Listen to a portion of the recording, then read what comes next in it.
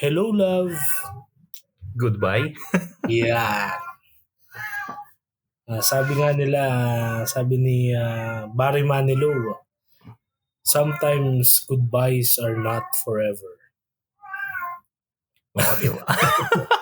O forever goodbye. Hindi natin alam. No? Hindi natin alam. Oo. Welcome muli sa ating kwentuhang kung saan-saan na lang pupunta at pag-usapan natin to hanggang sa katapusan at mag-uusap tayo tungkol sa katapusan. Ito po si Russell. Ito naman po si Lennon. At ito ang tamang usapan. Usapang may tama.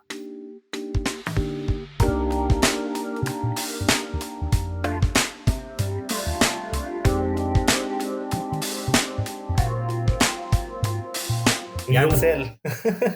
Usapang ano tayo ngayon Last things. Ano bang background yan nun? Bakit ba natin naisipang pag-usapan yung ending? Ending, di ba? So, sa mga nag-expect po, hindi pa po mag-end itong podcast. Pero, ang background niyan, kasi, di ba, we are now, well, at the time of recording, record namin to after ng solemnity ng Christ the King, which is the closing, last Sunday of what we call the liturgical year, no? So kung kayo po ay active sa simbahan, kahit hindi kayo active, tingnan niyo yung mga liturgical readings for these days, no? From the end of November hanggang itong first few days of December, ang mga readings ay ako pag gumagawa ng homily medyo mahirap kasi mga readings ay mga about the end of times, di ba? So, yung tinatawag nating eschatology, yung eschaton, end of times. So, kaya ito yung napili namin ngayon ni Russell na topic, yung tinatawag na four last things, no? Ano ba yung mga four last things, Sel? Four last things to bring. To bring. Sa akin, four last things to bring outside the house is susi ng motor. Dami nakakalimot niyan. Helmet. Nagmumotor ako. Yung bag na nandun yung cellphone at wallet at lisensya. Tsaka hindi ko pa naman nakalimutan magdamit. Yun ang malupit na malimutan. Four last things, reading aside. Sabi ng ano natin, ng our Catholic understanding sa eschatology. Kasi hindi lang naman Christian sa may eschatology or may teaching sa yun nga eschaton. Eschaton kasi is the last things eh. Meron din mga politiko na gano'n ang pagbasa nila sa kanilang sarili na sila ang eschatological Oo, Messiah at ang kanilang sa kung saan laban na eschatological. Yeah. Bagong Jerusalem, parang bagong Pilipinas na. Well, with what's happening ngayon parang kala mo everything is going to the eschaton. Well, the last things according to our Catholic eschatology, we are looking at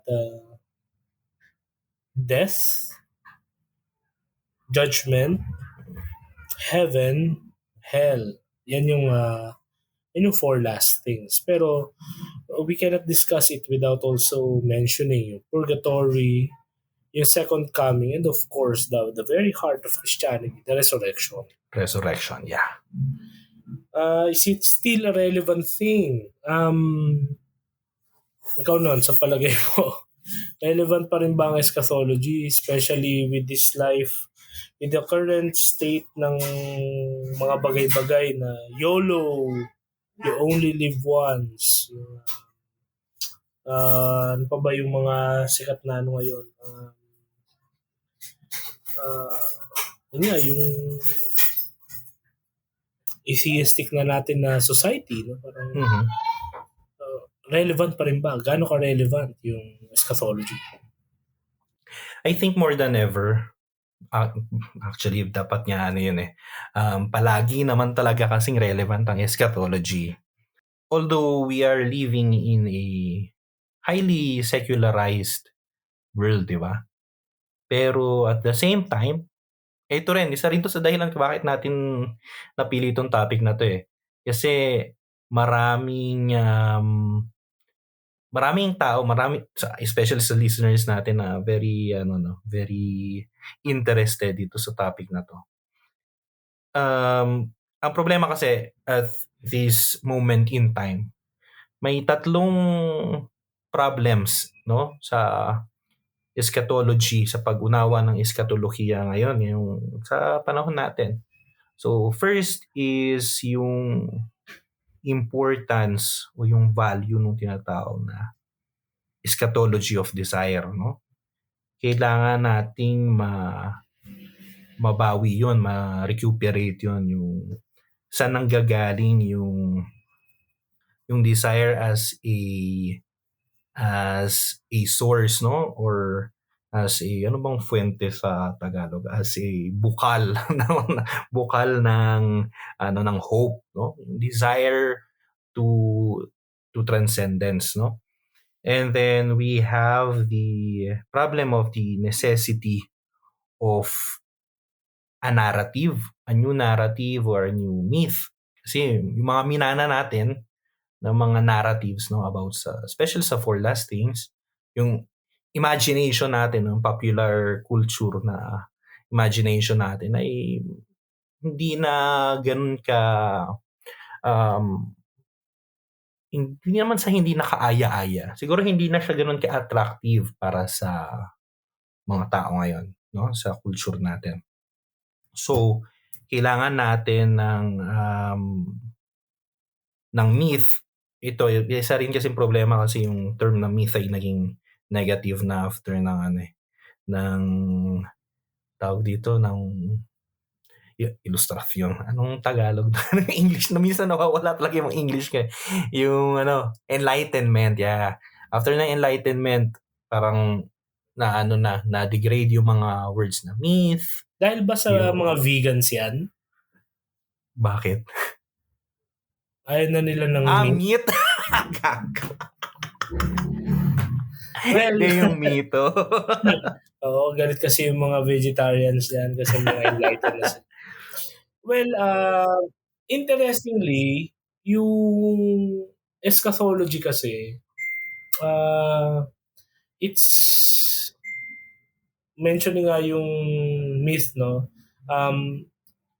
When we say myth here dito sa usapan na to, we're referring to how the Greeks understood it, yung mythos, di ba? Yung parang it's the narrative of a certain reality by which dahil nga sa limitation ng human language, we can only describe it based dun sa availability ng capability natin, no, to describe the phenomenon. So interestingly kasi nga sabi ko nga hindi lang naman Christians, hindi lang Catholics sa may eschatology. Ito I learned this when I was still in Claret.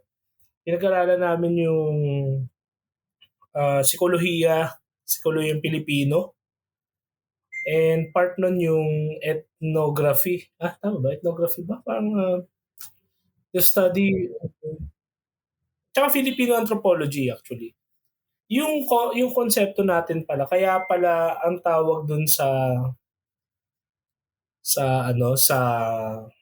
death, 'di ba sa Tagalog? Ano ba ang tawag natin diyan? Yung parang poetic natin na tawag. Sumakabilang bahay. So makabilang buhay, 'di ba? Aha. Makabilang buhay. Kasi pala yung mga ninuno natin, kung mapapansin nyo, dati yung lumang 1,000, di ba, iba itsura ng lumang 1,000? Hindi yung may agila ngayon, ha? Di ba kasi iba yun, di ba? Tapos yung before nun, di ba, bago na naman yun, di ba? Yung panahon pa siguro mga early 2000s na symbol, na currency. Sa likod nun, hindi ko yun makakalimutan, merong tapayang manunggol jar. Ano siya, one of the oldest artifacts ng ancient Philippines na nasa Ifugao yata. Yung itsura nun, kung search nyo sa internet, isa siyang jar, obviously. Pero dun sa takip ng jar, may dalawang nakaukit na tao na nakasakay sa bangka. Yung tapayang manunggol. Ano connection nun sa sinasabi ko? Yung eschatology ng Pilipino, kaya pala sumakabilang buhay. Kasi, ang way pala ng paglilibing ng mga sinauna nating ninuno, sa ibabaw ng puntod, lahat ng puntod pala rather, ay hugis bangka. Hugis bangka. Kasi ang worldview ng Pilipino daw dati ay yung land of the dead is just another island. So the land of the living is here. In a way, this is also Filipino metaphysics, ancient Filipino metaphysics. Yung land of the living, pinaghihiwalay lang tayo ng body of water. Yung kabila no, na isla, it's the land of the dead. That's why, when somebody dies, siya ay nagta-travel by boat papunta sa kabilang isla, kabilang buhay. Kaya sumakabilang buhay. So, yung mga hugis ng puntod, hugis bangka, even yung mga sinaunang kabaong, para siyang boat kasi nga it depicts the journey towards an afterlife, which is very interestingly kasi way before the Spanish came, meron na silang ganitong konsepto, meron na silang ganitong myth. And what is more interesting here is the Greeks also have their own version. The dead is crossing the river Styx, di ba? And there is a boatman. Kaya nga naglalagay ng barya sa mga mata nila. Kasi nga, pambayad dun sa boatman para tumawid doon sa kabilang buhay. The unity, the genuine unity of humanity. Yung tunay na unity yan. Diba? So, in a way, sabi nga, si Heidegger sabi nga, the greatest equalizer is death. It's actually the greatest unifier. Kasi regardless of status, age, everyone has to face death. And yun nga kasi nung last Undas episode natin, we more of talked about the communion of saints. Pero it has always been taboo sa Filipino setup yung pag-usap ng death. Even among cultures, there are certain cultures, there are certain personalities na hindi sila ganun ka-open sa discussions on death. Personally, si Papa ayaw niya ng usapang death. Pero yun nga, yun yung idea ng eschatology, ng Catholic eschatology kasi the problem nga with our society, we view death as the end of everything. And that's at some point there's some truth to that kasi nga it's the end of our earthly pilgrimage, our bodily journey. But at the same time, Catholic eschatology offers hope kasi after all pala, it's just the first thing of the last things. But that's what makes Christianity different. Although wala yung 72 virgins. Pero the point there is, it's not the end. No? And even ancient Filipino metaphysics, meron tayong konsepto ng afterlife. This Catholic eschatology was also developed with the discourse on the afterlife. Kasi nga yung definition ng soul, the immutability, the immortality of the soul. But it is connected dun sa second thing, which ikaw naman nun mag-discuss on the judgment. But the point there is, We cannot discuss eschatology without thoroughly discussing a healthy um, Catholic viewpoint on death. Diba? So many people are afraid of death, and yun nga yung isa sa mga greatest dread natin, kasi nga it's the cessation of being, the yun nga, si Kit Kat. Meron tayong guest. So, yun. Parang lang, ang magandang take away ko lang doon is so many are afraid of death, pero it's something that we will all undergo through. So there is no other time to have uh, serious ba ang tama doon? Kumbaga, there is no other time to reflect on death but to reflect it from time to time. Kasi it's inevitable diba? Parang gano'n. Nung isang araw, naalala ko lang dyan, nung isang araw may nakita kasi sa Twitter na may nag-post kasi, may nag-tweet rather, o X na ba ngayon? Ano bang term doon? Pero may nag-tweet, tapos ang sabi niya is the ultimate goal of humanity is to transcend or to defeat death. Hindi ko na alam yung mismong words na ginamit niya. And yung reaction ng Catholic Twitter I want to present to you to someone, tapos yung resurrection, yung painting ng resurrection. So, yun tama yung sinasabi ni Russell that eschatology is actually common sa sa humanity in different cultures.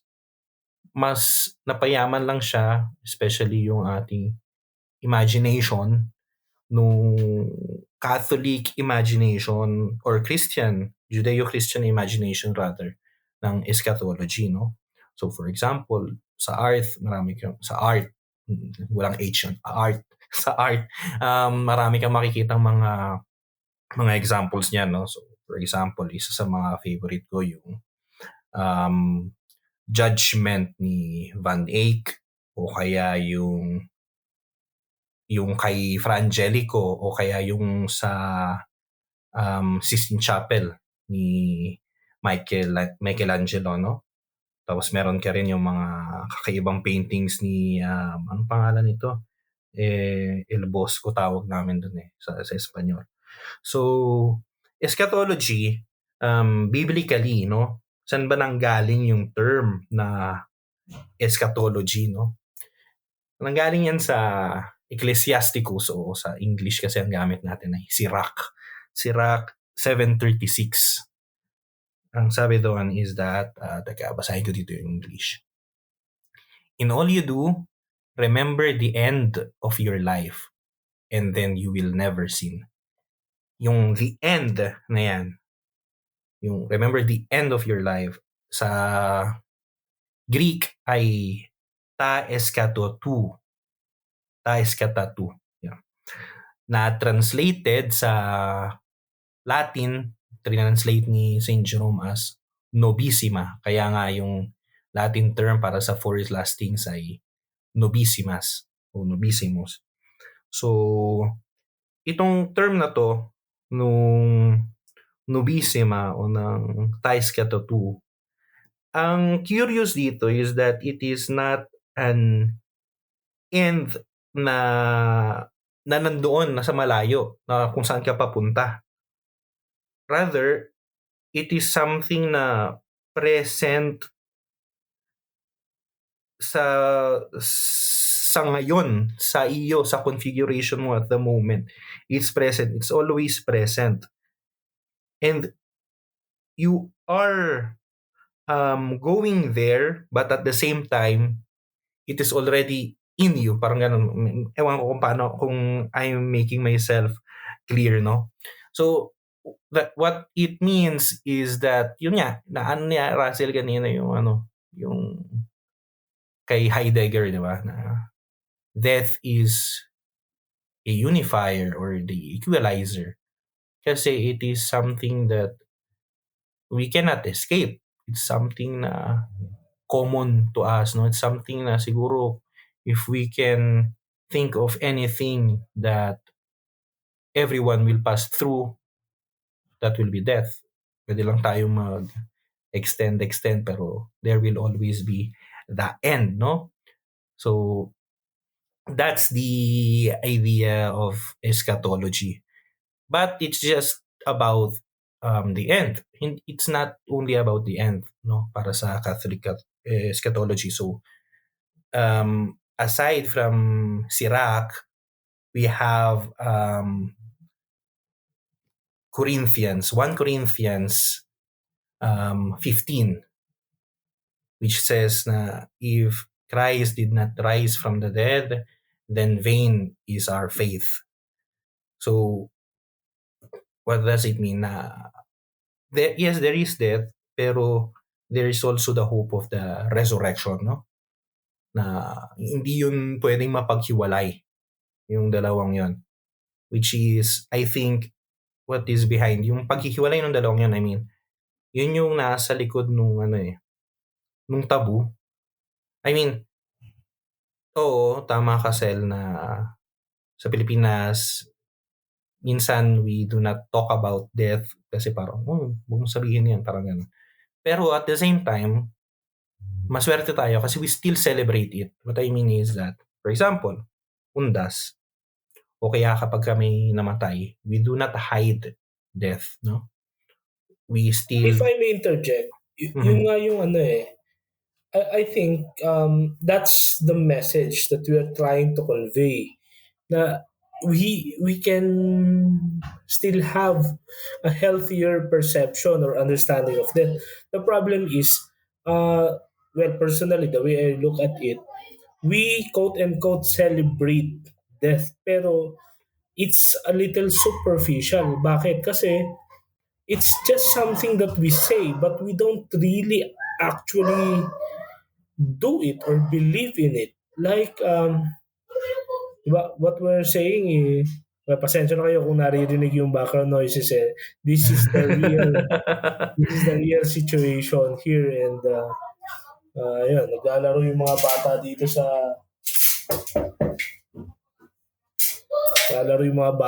sa labas, no?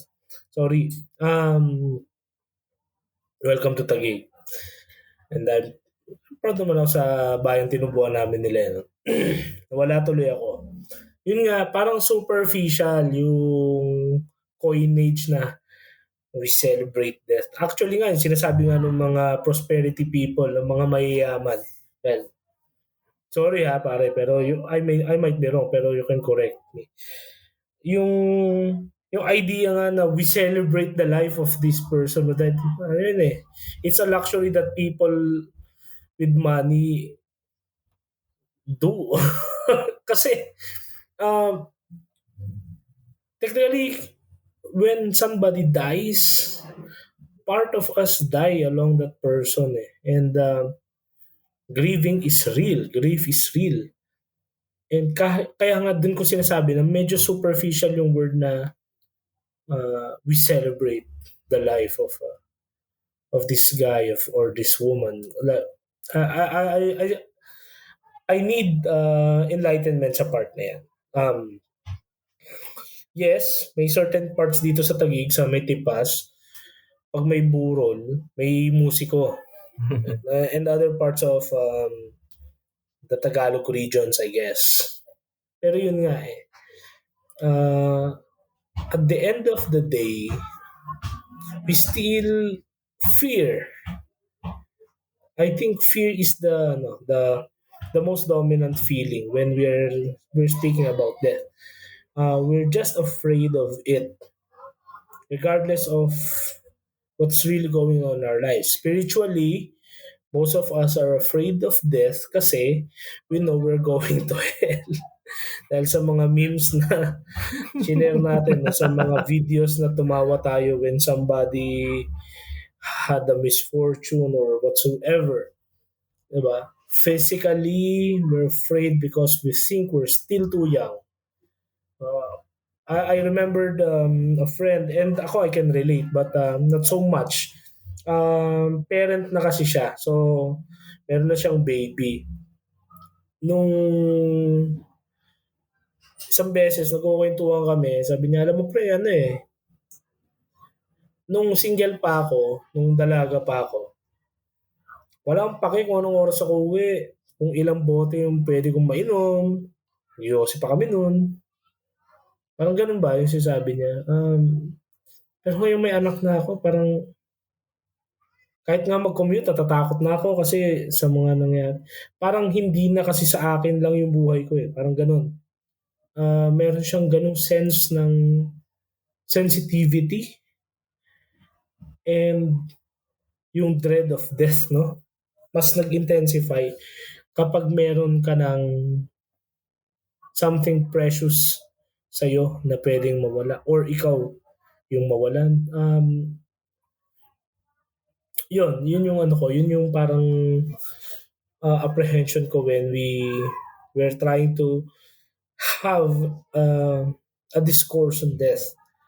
Uh, it's motivated by fear eh. Yung tayo, nung bata tayo, di ba? Pag may lamay, di ba? May biruan eh. O sino sasama sa libing? Nagtatawa, hindi, ayoko sumama sa libing, ayoko sumama sa libing.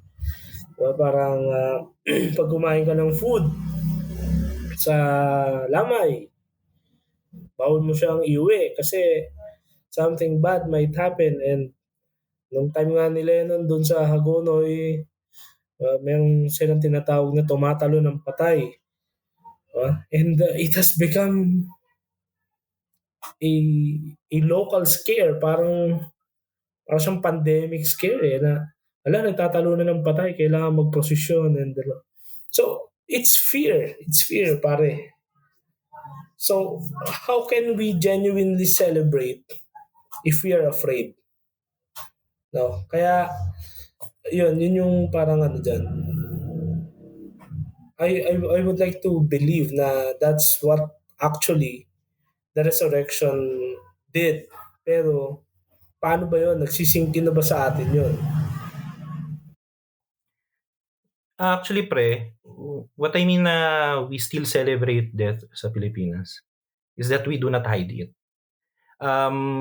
Pag pumunta kayo dito sa, hindi ko alam sa US depende, may mga listeners tayo sa US, comment po kayo kung gano'n din. Pero at least ito sa Europa, mayroong tinatawag na yung current culture ay ano bang term nun sa English? Parang hidden death kasi itinatago yung kamatayan. Bukod sa hindi siya pinag-uusapan, literal na tinatago yung patay. I mean, for example, dito uso yung mga libro para sa mga bata na how do you explain to children na patay na si lolo, patay na si lola, parang ganun. Tayo noon, mga bata tayo sa Pilipinas, at I think until now, pumupunta tayo sa lamay, nakikita natin yung kabang, nakikita natin yung patay. And oo, na nandun yung fear, nandun yung mourning, but at the same time, yun yung idea I think yung idea ng celebration of death na yun, not really on the celebrative character, no, or dimension. Rather, Hindi siya festive, yeah. Rather, just the fact that we recognize it as a fact of life na hindi natin tinatakasan. At kasi yung sa Catholic dictionary, no, sa vocabulary natin, celebration is always congregational eh.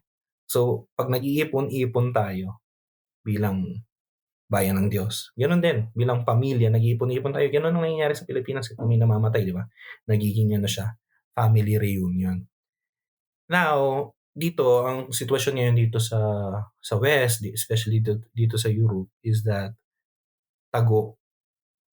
For example, sa physical lang 'di ba, sa Pilipinas pag may lamay, nasa gitna yung yung cadaver, 'di ba? Yung kabaong.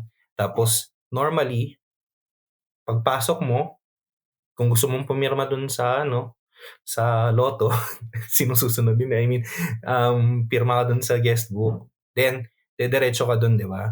titingnan mo yung patay, dadasal ka. So, medyo takot ka sa patay, medyo malayo ka pero magdadasal ka pa rin. Pupunta ka pa rin doon sa gitna. Dito, actually, ang situation dito, pre, di ba merong yung tinatawag dito na tanatoryo yung kung saan naglalamay.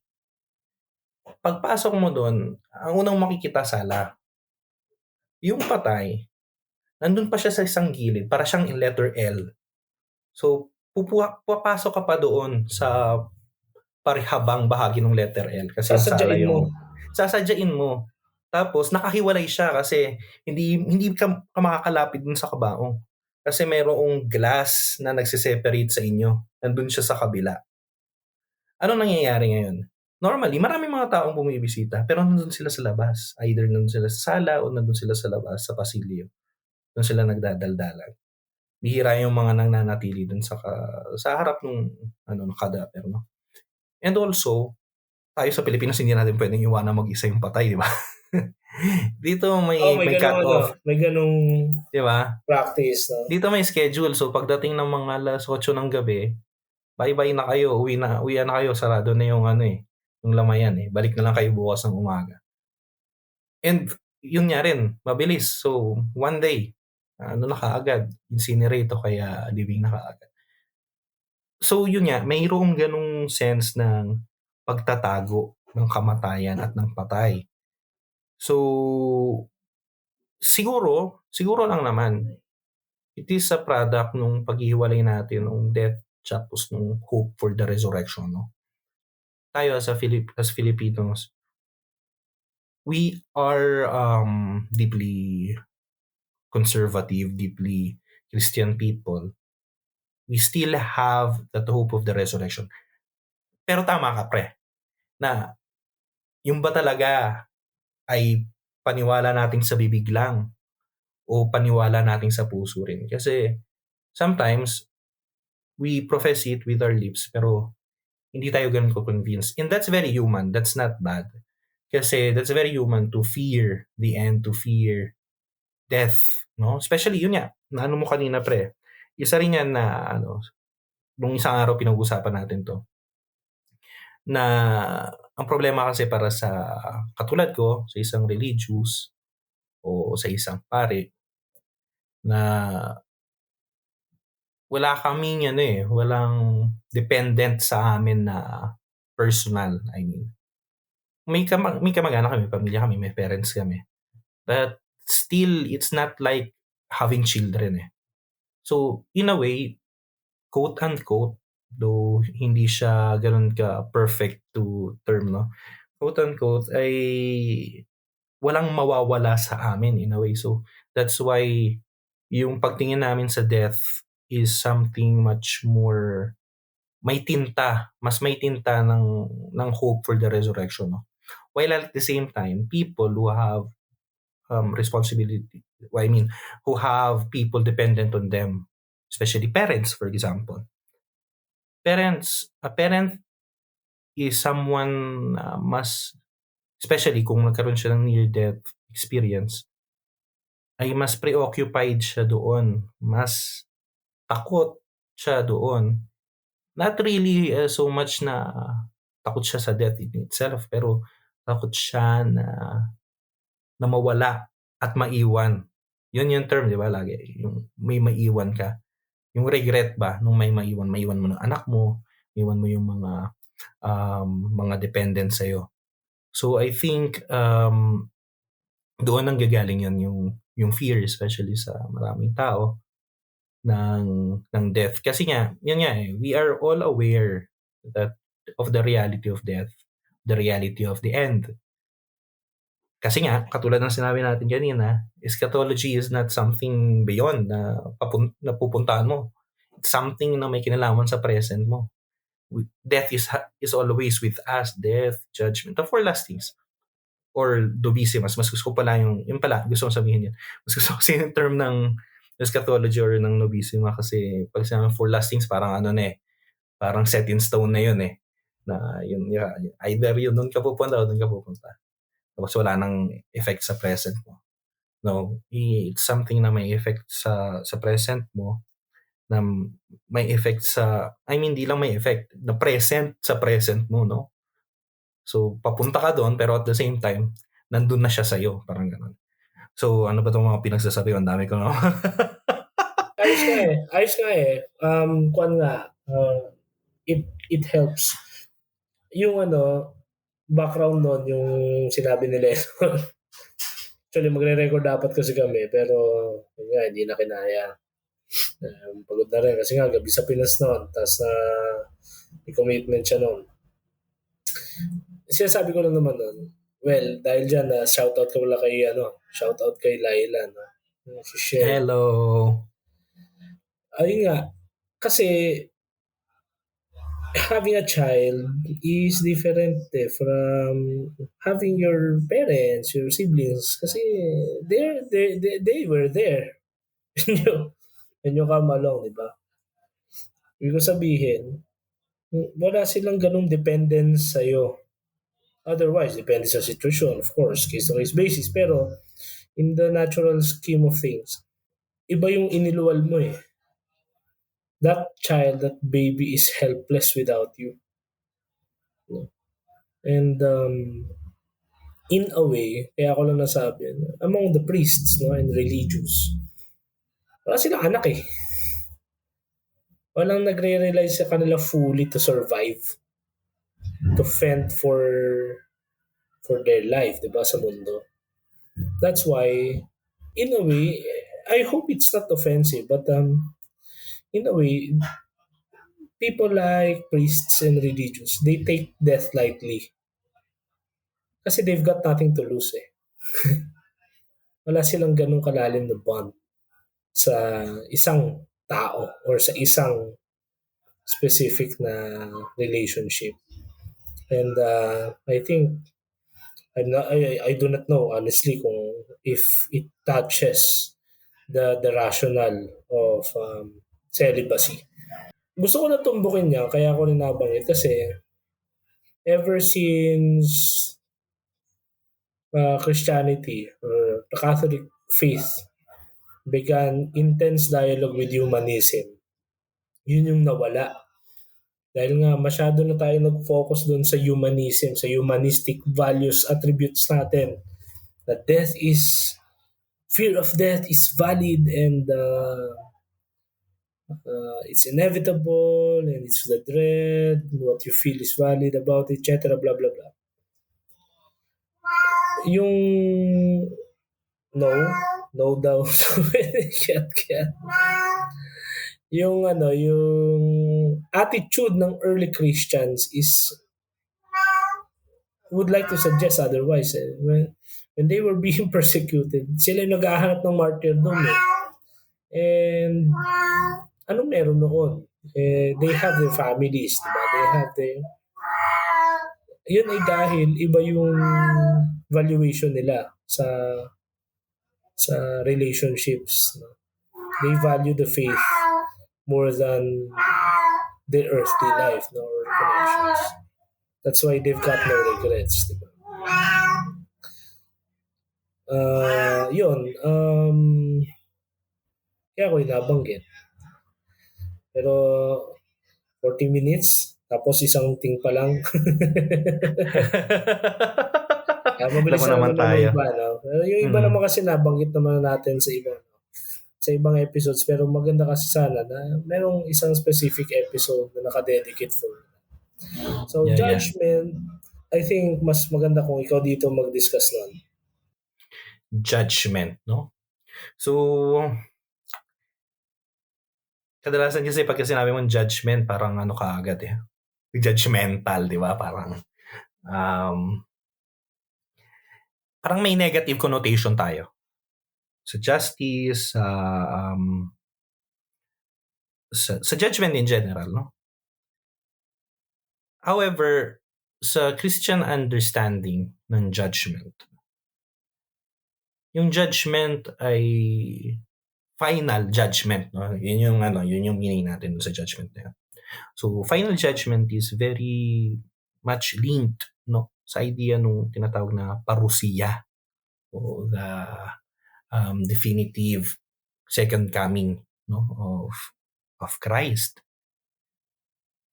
Wherein, dahil nga definitive na siya, so in a way, it will conclude, no, the present world and also yung humanity, no, yung history of humanity. So, nandun yung idea ng judgment na at the end, ay haharap ka sa harap ni Kristo, and then in a way it's like a review of your life, no, of what you did and um what you have lived for.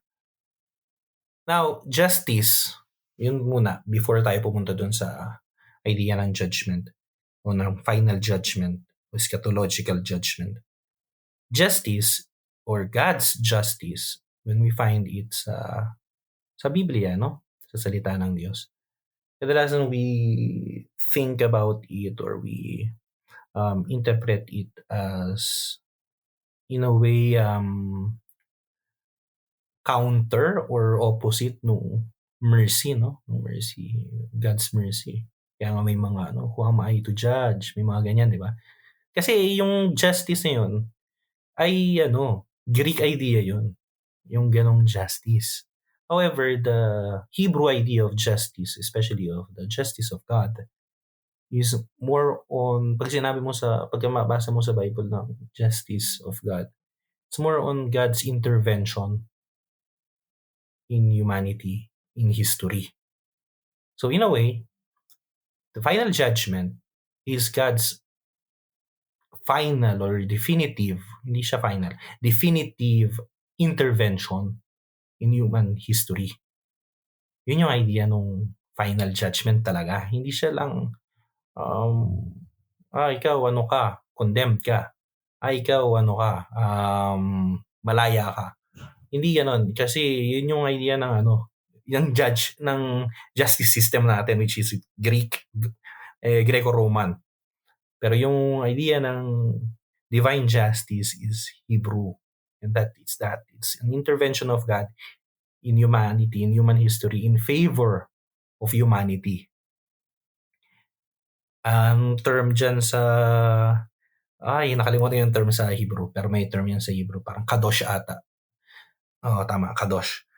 So now, on the final judgment, sa pagdating na natin, no, end of times na, ang una palang tanong dyan, no, kasi meron tinatawag na, particular judgment ba o universal judgment, di ba? May mga ganung mga issue na, hindi na natin siguro pasukin yun. Pero para lang ma-address, may mga nagsasabing gano'n. Kailan daw judgment? Pag namatay ka raw ba? After, immediately? Or aantayin mo pa yung final judgment? Ang sagot doon, ganun yung tanong natin kasi yung mentality natin ay galing sa from the perspective of a finite temporal being, no?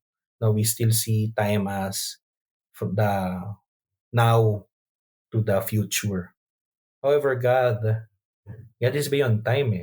God is beyond the finiteness of time. So for God, there is really no now and future. It's always now. So, yun lang yung sagot doon, no? Anyways, in the final judgment, isa sa ating minana na imagination, no, ng final judgment is that we will be there standing before God as if God is a judge, no, with his robes or wigs. Well, walang wig pala sa Pilipinas kasi sa lang yun, mga English tradition yun. Pala tayo, Spanish tradition tayo. Ay hindi, wala palang lace din. American tradition pala tayo, nakatoga. So, ando, di ba? Yung judge. Tapos haharap ka, tapos niya lahat ng kasalanan mo, tapos either punta ka impyerno, pupunta ka langit, depende doon. Actually, the idea of Christian eschatology na maraming hindi nakaka-recognize is that what happens there is actually not that God will say that ikaw ganito, ganyan. Rather, since God is the truth, God is the light, no? in front of that light, nakikita, marireveal ngayon ng lahat ng iyo, lahat ng sa buong history mo, lahat ng ginawa mo, lahat ng inisip mo. And you yourself, I myself, will be able to see all of that. So in a way, it will be me who will be doing the condemning or the justification. What I mean is, and the justification will always be God's mercy, will always be God's work. So it will be me who will reveal, who will say, na, teka, we enlightened by the light of, by the divine light, I can say na, ito ako, ito yung mga ginawa ko, ito yung mga inisip ko throughout my life. I can now be fully honest kasi I am now in front of the truth himself. So, and then God, in His mercy, because the justice of God is always mercy. Hindi yun magkaibang bagay, hindi yun magka-opposite. It's always one and the same. Yun yung idea ng kadosh, na the justice, divine justice is always divine mercy. So God, in His mercy, is always someone who justifies us, no? Na itinatama. Now, however, it does not mean na walang possibility ng condemnation. Of course, there is. And again, it's not as if God will condemn us. Rather, it will be us who will accuse ourselves before Him because we are already in front of the light, in front of the truth. So we can really acknowledge, no, yung ating mga pagkakamali, yung ating sarili, yung ating history, no? Ayun, yun ang judgment. Ewan ko, Sel, kung meron kang gusto idagdag sa judgment. Na-cover mo naman. It's a very beautiful thing yung yung exposition ni Ronald na during the particular judgment, right after moments right after our death, we will appear before Christ in His throne. And there are words unnecessary. The words are not necessary for us to know, to determine. And so, kaya nga sabi ko, dahil dapat nga mas talaga yung death kasi that is something that we can all relate on. Pero, or relate to, or relate with. Hindi ko alam. Mahina sa propositions eh. Prepositions pala. And propositions, mahina sa propositions. Anyway, heaven and hell, dahil nga dun sa judgment, particular judgment, we can say before the tribunal of mercy, it's one of the trademarks of the late Father Enrico Gonzalez. Dahil ang hustisya ng Diyos ay awa. The justice of God is mercy. We cannot really speak about judgment without having an understanding of justice. Justice rendered to God, justice for ourselves, justice for others. Only doon sa pamantayang yun. Welcome. Narinig nyo yung tumatawag ng balot. This is kaya sinadya ko rin to na ganito yung setup. Pero mukhang hindi talaga ideal mag-record ng after dinner. So mga nakakalagas kasi naman, nag-record kami after lunch na nila Lennon. So usually yan, 10:00 ng gabi dito sa Pilipinas. So ibang tao tulog na, yung magbabalot nakauwi na. Pero yun nga, since we are talking about a very very normal, no? Parang it's a very human thing. Yun nga yun in their homilies, we used to hear priests delivering their homilies or sermons back then. During the end times, what is the best thing to do? And I think this is actually the most ideal for me. No? or what they say, no? Pero parang in a way na-imbibe ko rin yan. Na when Christ comes again, yun nga, sa second judgment, kung ano ginagawa mo. So kung ikaw yung titinda ng balot, pag dumating siya, dapat man kanya titinda ng balot, di ba? And, re-record ng podcast or nagpa-plot against somebody. Pero yun, heaven, na we have discussed about heaven naman, and everybody has their own versions of heaven. We're not here to judge kasi tamang usapan naman to. We're not here to teach you what should be, what is the right heaven. Hindi kami ganun, no? Pero we're just sharing, tulad nito, the four last things. Kung may na-evangelize kami and nakakatechize, I think it's good, pero practically, palitan namin ng kurukuro to. So, pwedeng mali kami. Kaya, it's not the right platform to preach or to really educate people. Kaya nga, we are really welcoming you kung gusto nyo sumali sa kwentuhan.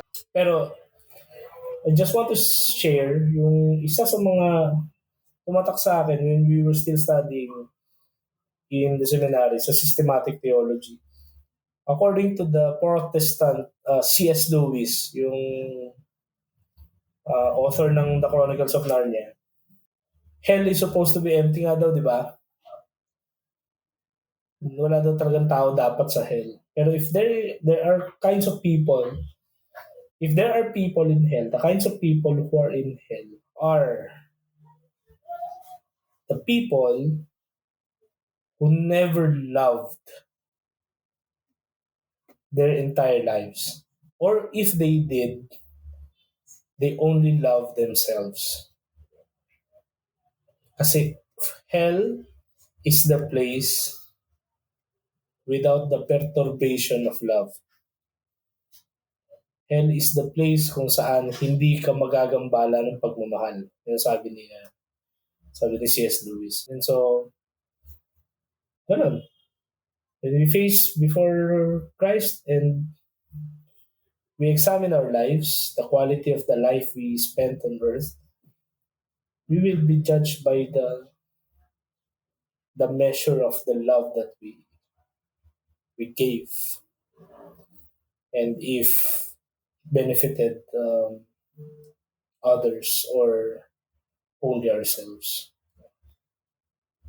It's a very interesting topic, the four last things, Cathology.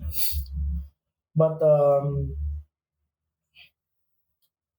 pinag-uusapan natin ito kasi alam natin ito ay darating. And ignoring these rather, will not help. Not help us. So, since darating siya, why don't we become more mindful of it? Diba? And i-integrate natin sa daily living natin. In that way, we can lead more meaningful lives. Parang yun yung point ng Catechism of the Catholic Church. To really have the living life. So heaven, no? Sa Christian sa Christian tradition, yan, pag-usapan na natin yung death, syempre. Pero death na may hope dahil sa judgment, sa final judgment, and may final judgment dahil mayroong hope ng resurrection. Yeah, I think ito yung uniqueness, no? Yung unique sa Christian faith, no? Yung idea ng resurrection. Sabi nga ni St. Paul sa 1 Corinthians 15, I think nasabi ko na rin kanina, na if there is no resurrection, then vain is your faith. Yun yung central yun yung gitna, pinaka-importante sa pananampalatayang Kristiyana yung resurrection. And resurrection means eternal life. Yun yung meaning natin pag sinasabi natin ng heaven, ng langit, no? So it's not really a place na nandun sa taas, 'di ba? Yan yung ating term. Bahala na yung nasa taas, parang gano'n. So ano lang yun, metaphoric lang yun. Pero it's not really a place, but rather a state of being. Kasi yun na yun, to be resurrected. Sa ano yan, sa Christology, the resurrected Christ is both hindi siya reanimated, hindi siya alam mo yun, namatay ka tapos yun kasi yung term natin sa Tagalog na buhay ulit eh. So parang bumangon ka lang, no? Ikaw pa rin yun, ako ka pa rin. No, the resurrected Christ is both the same Jesus of Nazareth who died, but also someone new, a new human, a new man, a new creation, no? So yun yung expectation natin ng resurrection, ng eternal life, na then we will really achieve yung definitiveness, no, ng being. Kasi nga if we acknowledge that we are finite beings created by the infinite God, then we can only attain the fullness of our being with the infinite, no? Being united with God. So that's the idea of the resurrection of the eternal life. Nowadays, however, siguro isa sa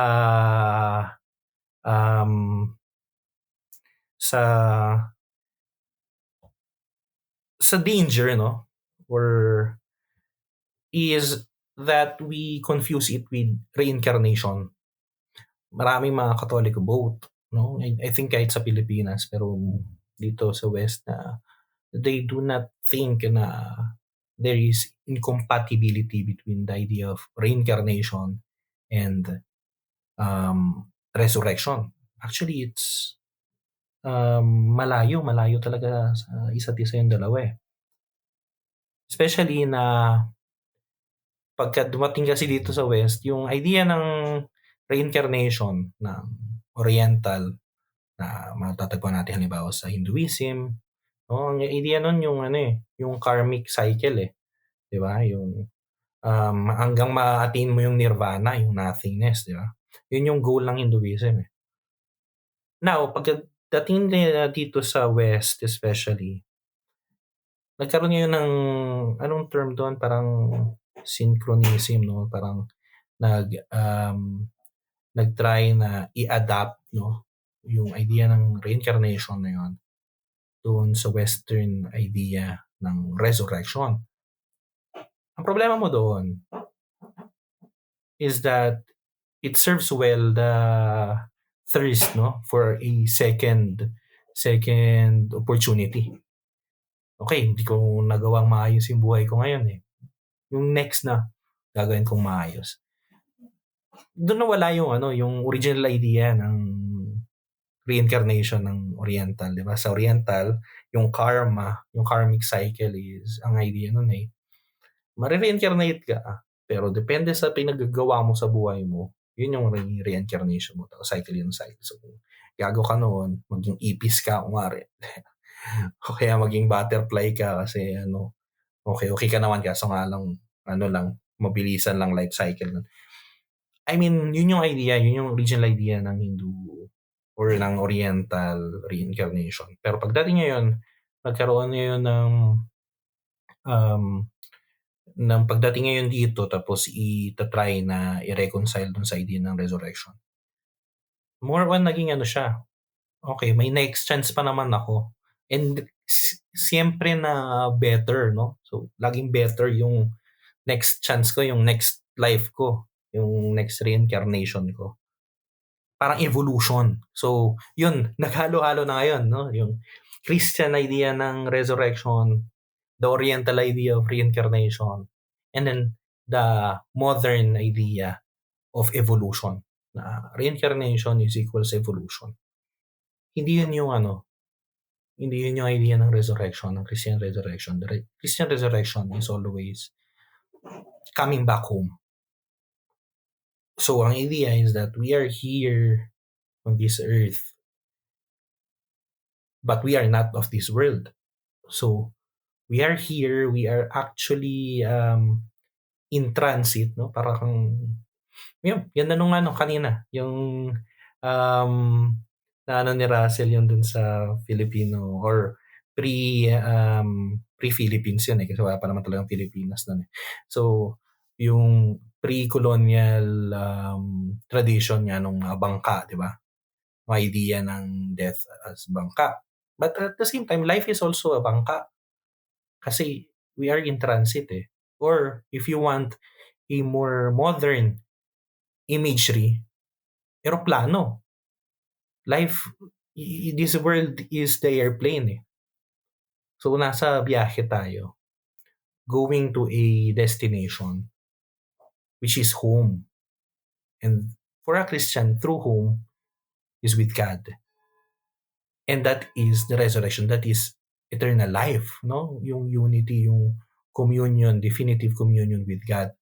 No? Hindi siya yung, okay, aeroplano ka, makababa na, sakay ka ulit kasi babalik ka. Hindi. Hindi ganun yung idea. Yun yung reincarnation eh. Yung idea is more on, sasakay ka, then pag time mo nang bumaba, we will be there greeted by God Himself, no? To welcome you home. Yun yung idea, yun yung Christian idea ng resurrection, which is hopeful pa rin siya. Punong-puno siya actually ng hope eh. That nakadepende rin kasi sa image mo ng Diyos eh. Kasi if you have the image of God as someone as a judge, no? Yung idea nga natin ng judgment na Greco-Roman. Nakakatakot yun. Kasi pagdating mo doon, i-judge ka niya. Pero kung idea mo ng Diyos ay yung idea ni Jesus of Nazareth, Akba, Father, no? Yung Akba na yun, yung sa Our Father, hindi talaga yung tatay. Hindi rin naman yung daddy. I think more on Papa. Parang ganun. Mayroong something na may closeness. May respect, but at the same time, mayroong intimacy, may closeness dun sa relationship. So kung ganun yung yun yung image of God mo, then it will truly be a coming home. And yung hope, no? I mean, hindi ko pinatanggal yung fear of death, fear of the end. It will always be there. Hindi tayo lahat ay pwedeng maging katulad ng mga Buddha, no? Na magta-transcend ka na to the nirvana. Hindi. We always have fear because of people, of things, of everything that we will leave behind. The fear will always be there. But at the same time, we have to balance that fear with hope, no? And that hope is dependent on our image of God. Ano bang image ng Diyos para sa iyo? Is He Akba, Father o Papa? O is He just a judge, just a isang malayong being na ginajudge ka sa lahat ng ginagawa mo? So doon magsisimula yun para magkaroon ka ngayon ng interpretation na maayos ng resurrection, ng eternal life, no? As a new creation. Okay, if I'm making sense. Pero that's heaven. No? Hindi siya yung idea natin na parang kay Dante, di ba? Na heaven na paakyat yun tapos may levels. Hindi. It's more on that idea of being one with God, coming home to the Father. That's heaven, that's eternal life. That's the resurrection. So, nandun na tayo ngayon. So, naano na natin yung death, yung judgment, yung resurrection.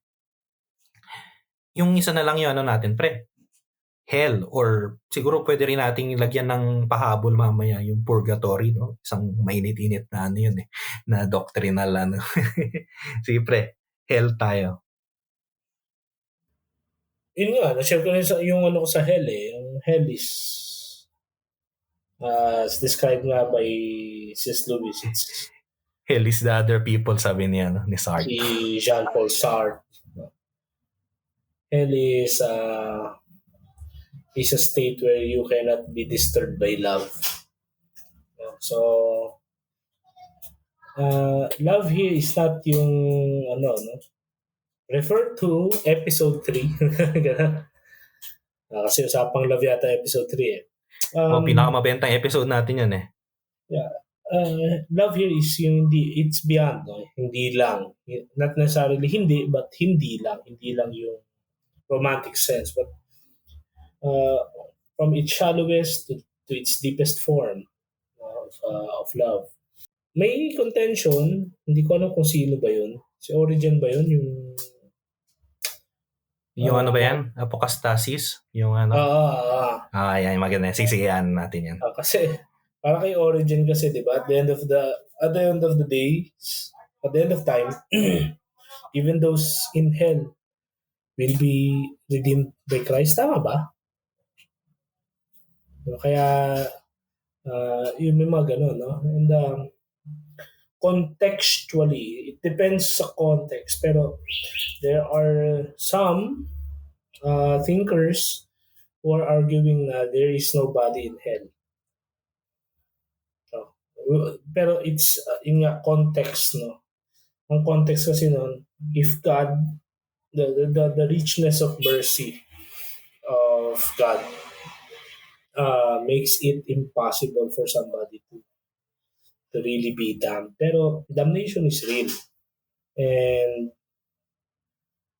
it's real because in the truest form of humanity, yun yung isa sa mga consolations ng death.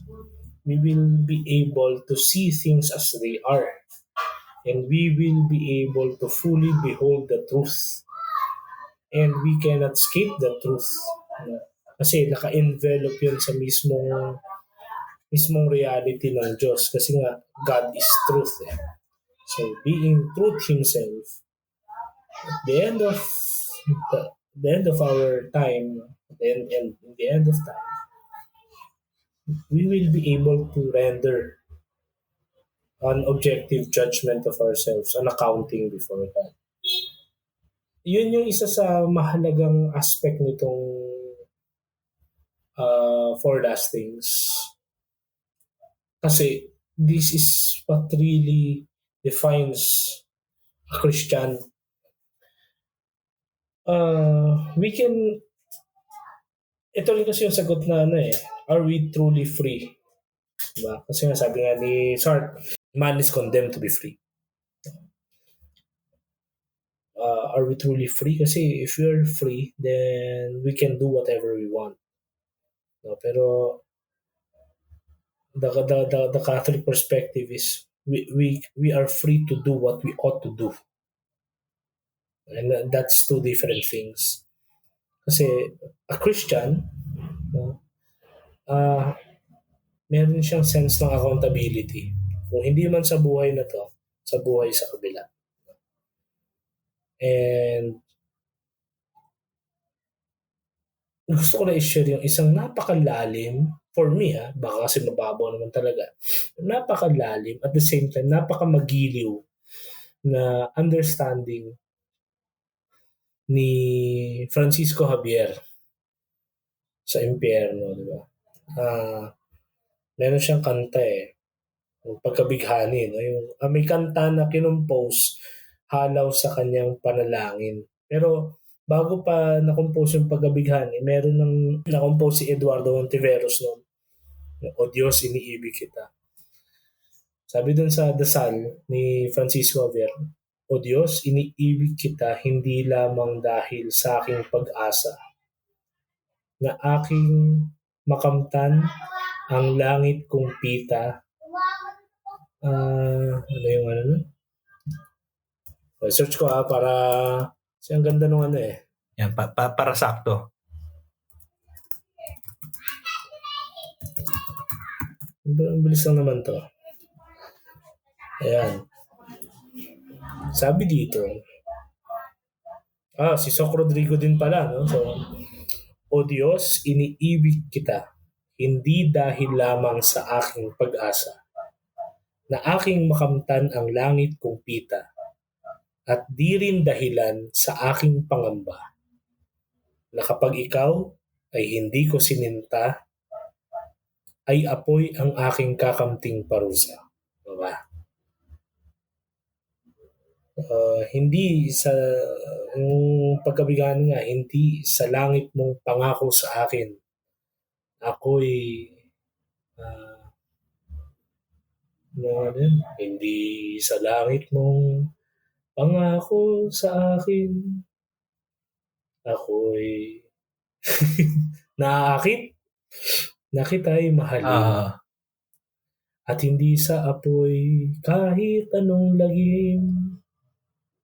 Ayan, hindi ako mapipilit or parang nginig kang sambahin.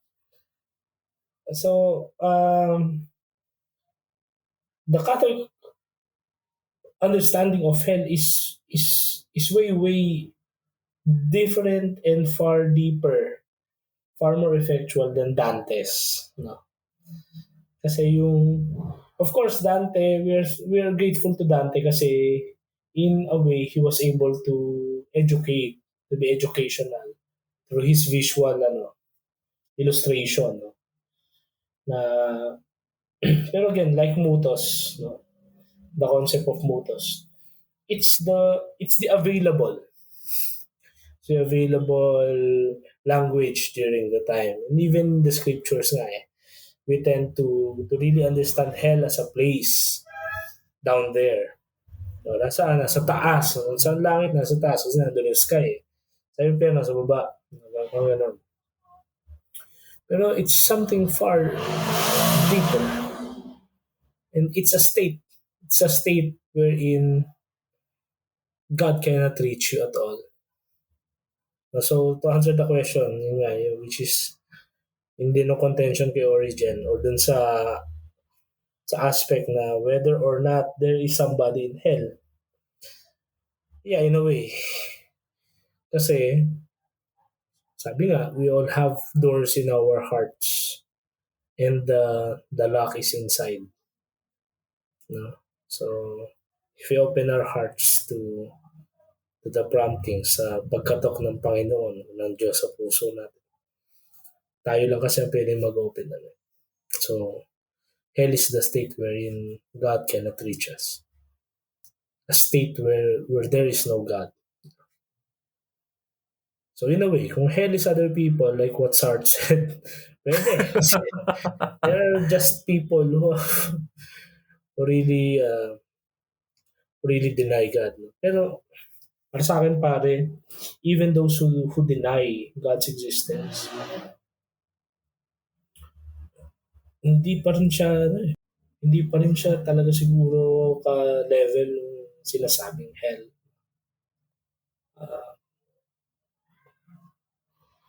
War is hell.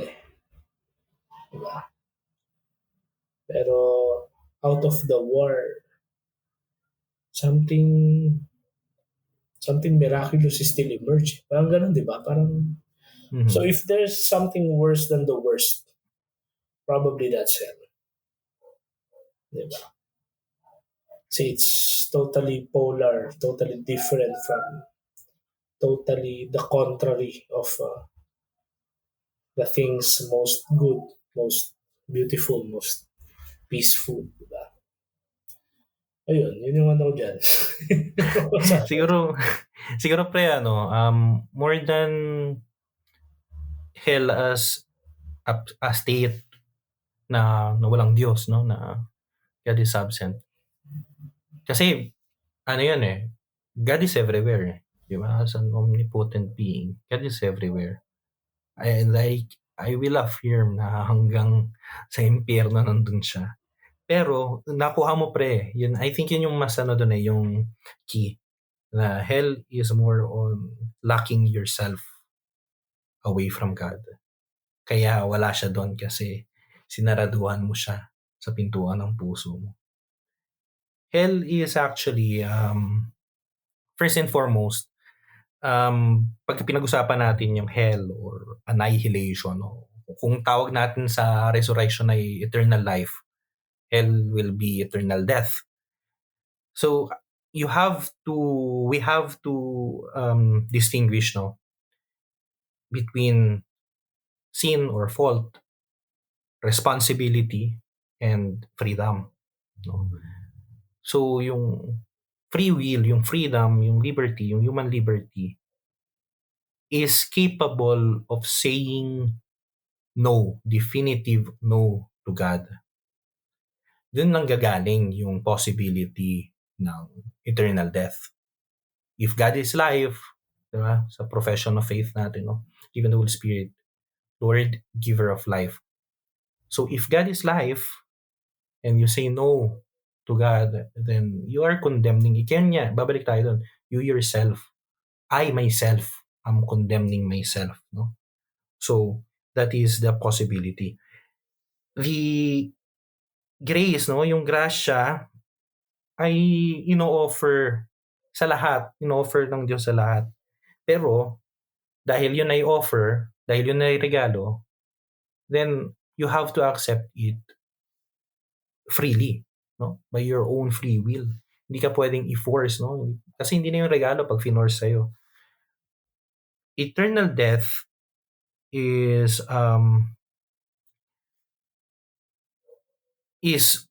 connected dun sa eternal life. Kasi para magkaroon ng possibility, para maging talagang eternal life yon, para maging tunay na relationship yon ng definitive, full, and loving relationship with God, yung eternal life, then it goes to reason na dapat mayroon existence, mayroong possibility na mag-say no to that eternal life, to that offer of eternal life. So, that possibility of saying yes or no also, in a way, requires the idea of hell. Now, actually, ang simbahan throughout the centuries, never nagkaroon ng definitive na stand ang simbahan, na sabi niya, hell exists. Wala tayong matatagpo ng ganun kahit anong documents. Wala siyang sinabi na ganun. Pero, hindi rin natin pwedeng, never din na sinabi ng simbahan na dininay niya yung existence or yung possibility, yung probability ng existence ng hell, ng eternal death. Dahil nga, it only reflects yung tinatawag na fundamental option. Yung saying no or yes to God's offer, Sin is a no to creation, to the creator. In this sense, sin corrupts the world. So, in a way, we can say that hell is a rupture, divorce with the world. Hell is actually not a question. Hindi siya problema ng Diyos, kumbaga. It's not a question of God. It's more on the fabrication of human free will, of our ability to say no. And then yun nga, I too hope, na walang tao doon. By the mercy of God, walang tao doon. Pero we can still not say na may possibility, na may probability. Again, the idea of eternal death, of hell, is that definitive no. That's yung roundly nag-know ka sa Diyos, the source of life and the source of... Kaya nga yung mas gusto kong, kasi di ba ang traditional nating imagery ng hell ay fiery place, di ba? So, nasusunog yung mga doon. I think mas malapit na yung imagery, hindi yun talaga, pero imagery lang, is that hindi siya mainit, hindi siya apoy. Rather, malamig. Sobrang lamig. Tayo sa Pilipinas, enjoy natin yung lamig kasi normal na mainit dyan eh. Pero kapag pumunta ka ng Europe, o kung saan man na nag-snow, mararamdaman mo kung gaano ka pangit yung lamig, lalo pag sobrang lamig. So, yun yung para sa akin, mas gusto ko yung idea na yung imagery na yun ng hell. Kasi nga, you are far, you have locked away yourself from the source of life, from the source of heat.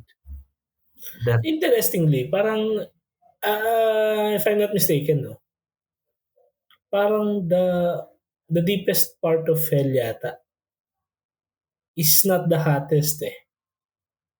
It's the coldest yung place. kay ano ba yan? Yung kay Dante? Kay Dante. Oo, yung the coldest tama. Yeah. Kung nasan si Si Satanas. si Satanas. Parang nagyayelo daw doon. Pero interesting lang. Oh, actually yun eh. Yun yung ano doon eh. Kasi malayo ka na dun sa sa source of life eh. 'Di ba? Na kung imagery natin, the source of life. Sun, 'di ba? Yung init. Anyways, yan. Naano na natin yung four last things, yung Novissimas, no? Siguro ano lang, addendum, no? Para pang bonus lang, no? Parang, kasi magandang pag-usapan din naman. May mga listeners din naman tayo na non-Catholics na siguro tinatanong nila saan ang galing ito. Yung idea nung purgatory, no?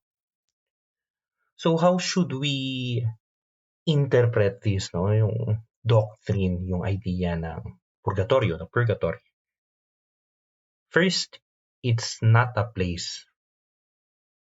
It's a state of being. It's a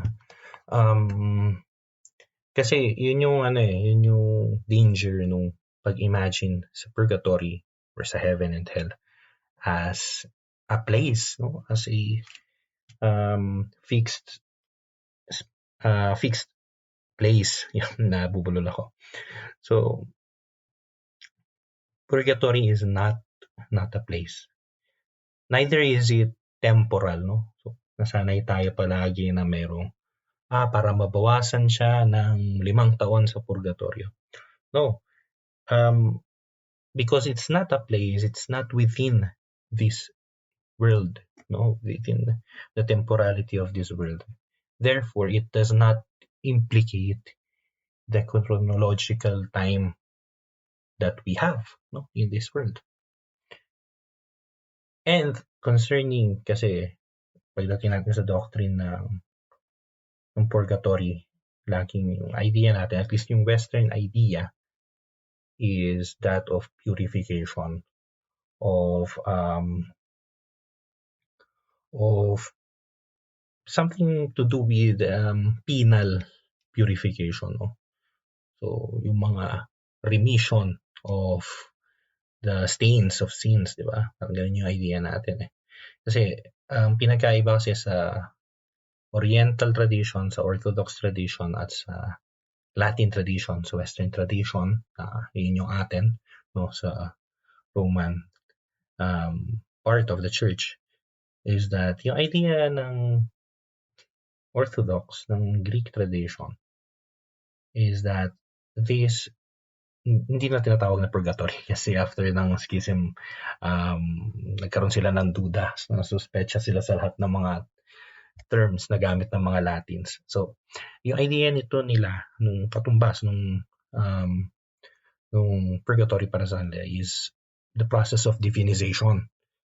So, you are being purged, the soul is being purged, no, the human person is being purged for purification towards the divine, no, para sa beatification. And so sa diin dito ng Oriental tradition nga talaga na it's a state at walang idea ng fire, di ba? Kasi yun yung sa atin, sa traditional Western conception or imagery ng purgatory, no? So natin, ating idea is that of the remission of the stains of sin. Kasi nga, haharap ka sa Diyos makakasama mong Diyos. So kahit yung mga mansya, hindi naman sinasabi na pagka ka may kasalanan ka pa, di ba? I mean, kasi pag nasa idea, ito actually isa sa pinakamagandang idea ng purgatory. Kasi pag nandun ka, surefire ka na aakyat ka ng langit. Diba? Yung term natin, aakyat ka ng langit. You're just being purified, no? To be worthy of the Lamb, to be worthy of being with God, of you being united with God, of the beatific vision, no? So purgatory now in the Western tradition becomes associated with the expiation of sins. So yun nga, yung penal character, no? Nagkaroon ngayon ng legalistic, if we can say so, legalistic character. Tapos na-associate siya rather than a state sa isang lugar, sa isang place. Lalo na makita ninyo yung mga yung purgatorio ni Dante na lagi natin binabanggit o sino ba to? James Joyce ba or si Rilke? Anyways, and yung idea ng fire, no? Yung purifying fire. Anyways, nung pagdating ng Second Vatican Council at even the Council of Florence nung 1530, no? Or 1530 nung before 1530, I can't remember. Nagkaroon na ng pagkakasundo between these two traditions, no? So sa Constitution of the Church, no, ng Vatican Council, ng Second Vatican Council, Lumen Gentium number 8. So inadapt yung idea, yung Oriental interpretation, first na ito ay hindi place, rather it's a state, and there is no specific mention of a fire, no? And ini-emphasize yung solidarity, yung idea ng solidarity of the whole body of Christ. The church that we are, na tayo nabubuhay, the church militant, the church glorious, yung mga santo na nasa beatific vision na. And then you have the church suffering, yun yung term natin sa mga nasa purgatory. So it's a relationship, a communion of solidarity. Yun yung idea. Anyways, bubalik tayo doon na ang dami ko nang pinasasabi. So the church actually never defined this penal character, no? Kasi nga, at the end of the day, it was a popular imagery, no? Back then. And this penal character, this remission of sin, should not be interpreted in the judicial sense, no? Jurisprudence sense natin, no? Ating standards. Para kay Von Balthasar, itong purification, yung idea ng purification is actually in the moment of judgment, when the subject, the I, no, is illuminated by the divine light, and all of his actions, all of his decisions in life is revealed in the light. Yung sinasabi natin kanina nung nandun tayo sa bahagi ng judgment, siguro yun ang pinakamalaking parusa, kumbaga. Yung makita mo, dahil nga you are now illuminated by the divine light, kung makita mo na sa kabila ng lahat, all this time, you see more clearly the gratuitous love of God that have accompanied you throughout your life. But most of the times, you did not even care, or you did not even realize it, no? Hindi mo man lang napansin. Di ko man lang napansin, no? Therefore, it's more than the moment of, or a time of purification. This moment is actually a moment of an encounter with Christ, no? I think kay Benedict XVI ba um, yung Spe Salvi? Pero sa Spe Salvi, sa number 47, purgatory is actually Christ himself in the moment of judgment. Yung sinasabi natin kanina na illumination. Yung you go there, you stand before the light and before truth himself, and everything that you do will be revealed. Now, the theology today, yung theology sa actuality, understands purgatory as an intense process, no? Intense process ng personal access ng isang faithful sa Diyos, no? Yun nga, yung definitive na personal na unification, yung beatification. So, yun yung process. It's an instance of grace that penetrates all dimensions of our being, no? Of our whole being. That in one way or another situates us in anong pang term dito? Yung full maturity, full spiritual maturity. It's not just a state of purification, but rather it's also a state of maturation. Maturity. Okay. So, yun yung idea ng growing then. Then, continuing with that, no? With our freedom, our liberty, we pass through life with what we call the fundamental option, no? Ito nga yung option to say yes definitively or no definitively to God. However, we cannot really all of the times, no, leave these fundamental, although it's fundamental, this fundamental option. Hindi lahat kasi pabago-bago tayo eh. Bago-bago isip natin eh.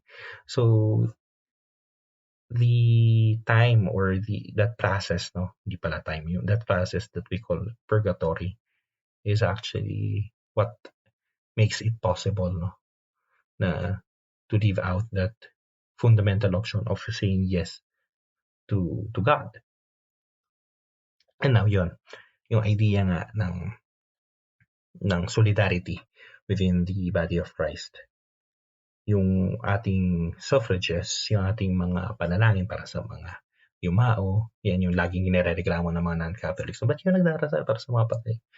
Di ba? It's actually, bukod sa biblical siya, kasi may Jewish roots talaga ang pagdarasal para sa mga yumao. It's also a common treasure.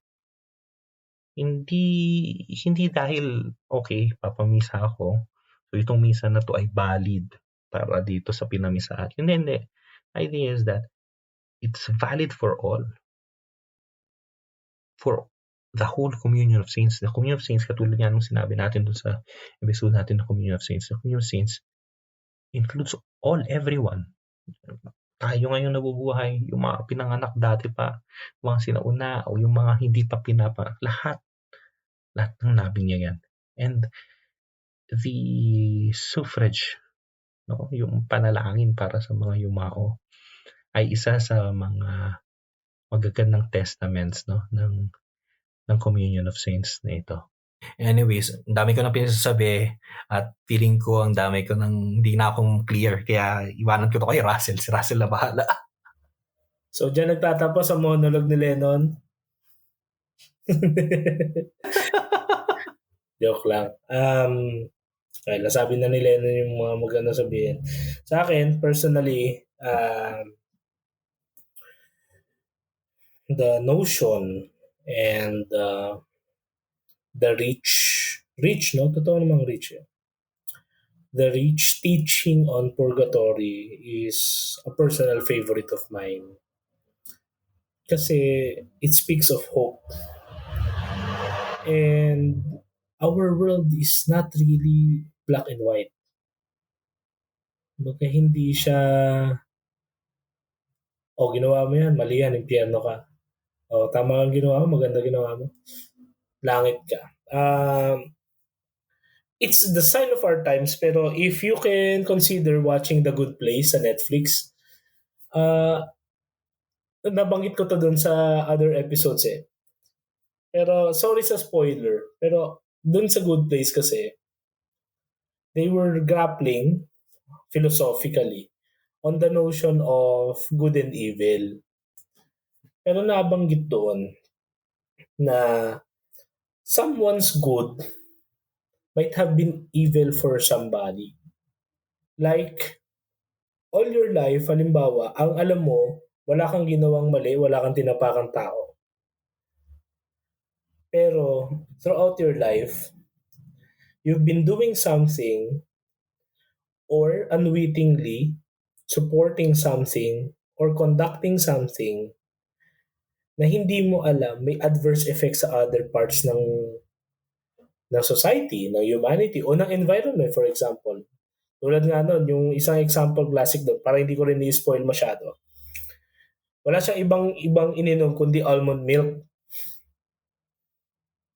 And apparently, dahil yung cost ng pag-harvest ng almonds, it will involve killing of insects, of snakes, of other living things.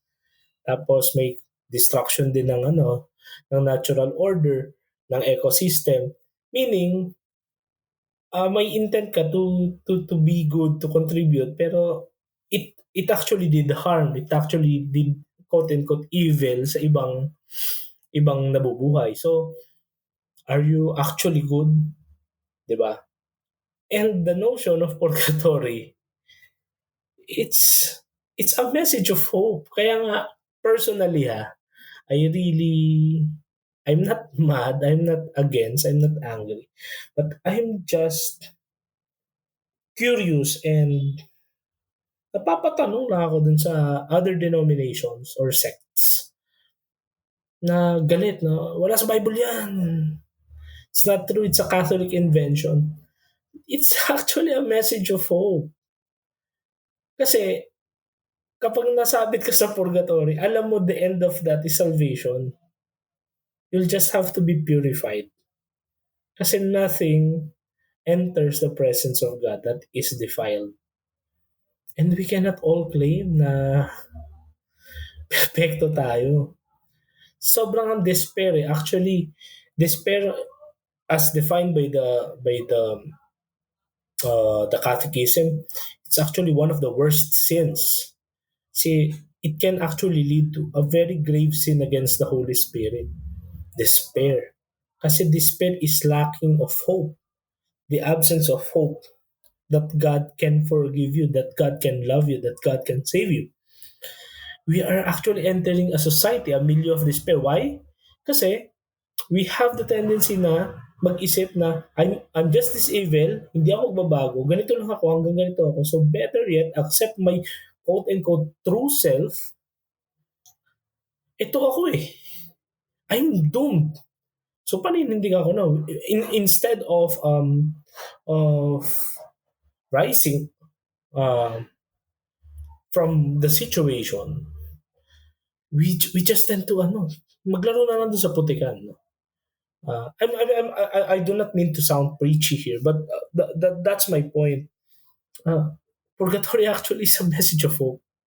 God is just like your favorite teacher who, despite knowing that you are failing in some subjects in the class, he still chooses to count what, where, or what, ano ba tawag dyan? The things you're still good at. Nakikita niya, mahina ka sa ganitong subject, pero mas tinitingnan niya, okay to, lumalaban to, may laban to. May pag-asa to. That's how I see purgatory. Um, it's an encounter. It's a year. It's a school year with your favorite teacher. Alam Oh, mong I like bagsak ka sa that. PLE, alam mong bagsak ka sa math. Pero alam mong pasado ka sa kanya sa aralin panlipunan o sa values or sa English o sa Filipino. Something like that. Kaya yun. We're reaching 2 hours. Sensya na kayo at hindi talaga ideal din yung situation with the noise. Pero from time to time, maganda rin yung ganyan. Sa akin, in a way, sa closing ko na rin, since we're talking about this pathology, the sa ba yung outline ko? Wala na. May mga tumawag din kasi galing trabaho. Sige Hmm, lang, hanapin mo lang dyan. hindi. Sinasabi ko, wala na. Hindi ko na to, ano? Hindi na ako dito. Ikaw na naman mag-summarize. Pero ang akin, uh, sino ba yung pwede nating tingnan? Kasi bilang tao, naghanap talaga tayo ng pupunahin. Did somebody perfected this already? Parang gano'n ba? In a way, it's a humbling thing, pare. Personally, sorry na. Um, it's a humbling thing na may napanood akong Korean novela eh. Sabi niya doon, I'm sorry, my son, it's just my first time becoming a father. So actually, special dahil wala nga tayo reincarnation. Ang dami na sinabi si Lennon tungkol sa reincarnation, so iwan na sa kanya yun. Pero first time lang natin to eh. Unang buhay natin to and it's our only life. And most of the time, we don't know what we are doing.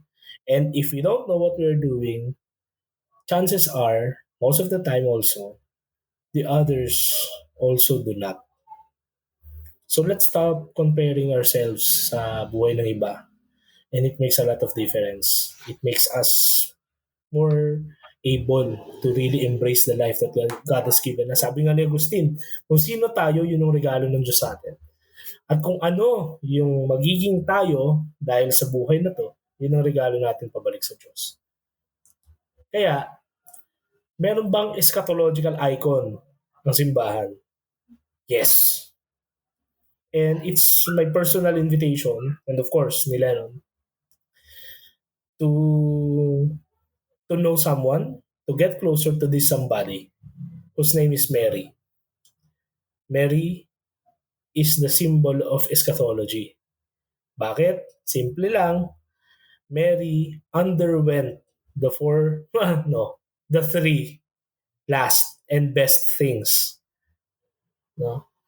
After her earthly sojourn, sabi nga, sa Munificentissimus Deus, yung dogma na prinoclaim noong November 1, 1950. I'm not really that sure. It's Munificentissimus Deus, no? The dogma on the Assumption. The earth at the end of her earthly sojourn, the Blessed Mother was taken up, body and soul, to heaven. That's the hope for all Christians. Yung sinasabi nga, kasi nga, di ba sabi nila yan kanina, our the Christian religion, the Christian way of life is founded upon the rock of the resurrection of Jesus Christ.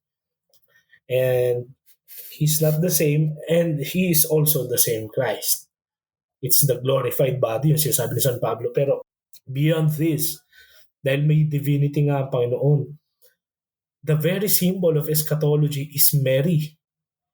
Kasi she is just like us, literally like us. No? But sin. And with our daily struggle, we can become like her at the end. That our bodies, no matter how lowly, we will be able to join the Lord in glory. Yun yung symbol ni Mary. Being spared from sin. And that's the Christian warfare. Well, Christianity, sabi ka ewan ko napanood nyo yun, uso yan sa Instagram if you are, kung medyo napapadpad sa algorithm nyo, Merong isang nagde-debate na British guy. Sabi niya, my Christianity is the kind of Christianity that defeated the ganito, the ganyan, ganyan. Tapos sabi niya sa dulo doon, my Christianity is not for wimps. You are complaining because you are one. The point is, Christianity is the religion of the strong. So we have to be courageous enough to fight the daily battles of life. And that includes sin. Kasi in a way, in doing so, like Christ, like Mary, we battle sin and we remain faithful to that battle. At the end of our lives, we will be rewarded by the same reward that Mary received. Being with her son, the only love of her life, body and soul. Yun yung yun yung ultimate na tumong sa Bisaya nga, yung tumbok sa Tagalog. Yun yung tumbok ng Kristyanidad. At the end of our life, makita natin yung pinaniniwalaan natin, yung sinampalatayanan natin, yung pinagalayan natin ng buhay. Kaya ganoon na lang din, ka-lightly yung take ng mga martir sa death kasi it's the easiest route. Kasi may mamuhi sa'yo, tapos patay ka dahil Kristyano ka, edi jackpot ka. Pero the real struggle is with us. Kaya nga ang tawag sa atin, tawag sa mga tao sa mundo is the church militant, ang simbahang nakikibaka, ang community na nakikibaka. Kasi araw-araw ay pakikipagdigma. Pakipagdigma sa kasamaan at kadiliman. Persa ng kasamaan, persa ng kadiliman, laban sa persa ng kasamaan. Kaya, ayan. Pero, tulad yan, in this very moment, dito magniningning talaga yung ating commitment. Sa ibang siguro sa ibang episode, let's talk about Christian warfare siguro, spiritual warfare. Pero ito kasi magka-connect na to spirituality, then mind you, to close, kanina pa ako nagko-closing. The very dread of death is very human. Pero your response to it, if you apply yourself as a Christian, changes everything. Why? Many saints have experienced this, near-death experiences. But after this, doon nangyari mga conversion sila, which made them the greatest of saints. Yan si Paul, kutob ko dyan, nung nahulog sa kabayo, muntikan talaga madedo yan. Kaya, meron yung mga nagkasay, si San Gabriel, di ba? Saint Gabriel Posenti or Saint Gabriel of Our Lady of Sorrows. He was so sickly and he promised God, pagalingin mo ko at ako'y magiging papasok sa seminaryo. And he did. Tapos nung gumaling siya, hindi siya agad pumasok, nagkasakit siya ulit. Something like that. May ganung push and pull. Pero what is the common denominator among these is the acknowledgement and acceptance that death is coming. And this life is just short. But the life in the next is eternity. So with all the pleasure seeking here, kung ang kapalit naman ay eternity of pain and anguish, at dito na lang, mag-sacrifice na lang ako. So after this, I can earn the sweetest of the rewards. Parang ganun. Malayo pa ako doon, pare. Hindi ko nga alam kung napagsimula, pero yun ang isa sa mga nakaka-fascinate na realizations and reflections ng mga nauna na sa atin. And magandang tingnan yun after all this, di ba? Parang kay Thomas Aquinas nga, di ba? 3 months bago siya mamatay. Sabi niya, wala naman pala to. Yung mga sinulat ko, wala. Okay, maganda. May nauna, may nakapagsulat, may nakapagsimula. Pero after all this, lahat tayo indispensable. Kung hindi, para si Tomas, hindi ko alam kasi wala naman ako doon. Pero Siguro nasa isip ni Tomas, kung hindi man ako nakapagsulat ito, somebody else will. Because that's just life. That's just the human life works. How human life works. May mga mag-emerge na talagang leaders at matatalino at they can really make a difference in the world. But all of these things are fleeting and nagkataon tayo yon pero pwedeng hindi tayo yun. Because we're just contingent beings. There's only one necessary being, that is God. Sabi nga ni Tomas. So if you feel na you are currently in that situation right now and sa tingin mo parang nasa iyo lahat ng problema, pwedeng ikaw nandyan, somebody else. May nararanasan din ganyan. Kaya nga, minsan, death can help us. These last things can help us to depose. Yung sasabi ni Levinas, the deposition of the ego. Kasi nakaupo ka lagi sa trono eh. Yung ibagsak, no? Masarap talaga yung mga ganyan, mga pabagsakin sa kanila. Trono. Ibagsak sa trono yung ego, no? Kasi with that, kapag binagsak mo yung sarili mo doon sa pag-iisip, sa self-isolation, you will find na everyone is just as struggling as you. People just fake, no? Most of us is fake. Well, sabi nga nila, you cannot fake depression. People with depression do not fake depression. They fake that they are okay. But they are there. Bearing witness to life, di ba? Something like that. Yun lang ako, para yun ako. Anyways, yun. Just to recapitulate, to conclude na nga, So, 4 last things. No? So, death, judgment, heaven, hell is not something na beyond na papuntahan pa lang natin. Something na nandito na sa atin, no? And reflecting on this, although it might induce fear, should also induce hope, no? We have the 4 last things as a testament of hope, no? We are coming home. That is our goal, no? Yung sabi nga ni Thomas Aquinas, ang goal natin ay beatific vision, no? So we invite you, no, kung gusto pa po ninyong mas mapalan, kasi itong ating episode na to, kahit 2 oras to, ay it does not really exhaust the topic. So we invite you to magpalalim pa dun sa usapan itong 4 last things. Basahin po ninyo yung CCC, yung Catechism of the Catholic Church, o kaya yung Biblia mismo para sa usapang ito, no? So, ang amin pong iiwanan na lagay ninyo dyan sa inyong comments if you want is, what are you hoping for? Yan natin yung tanong. No? So, comment lang kayo dyan. Anyways, maraming salamat po sa pagsama sa amin. Again, if you have time, please share, like, subscribe dito sa ating podcast, no?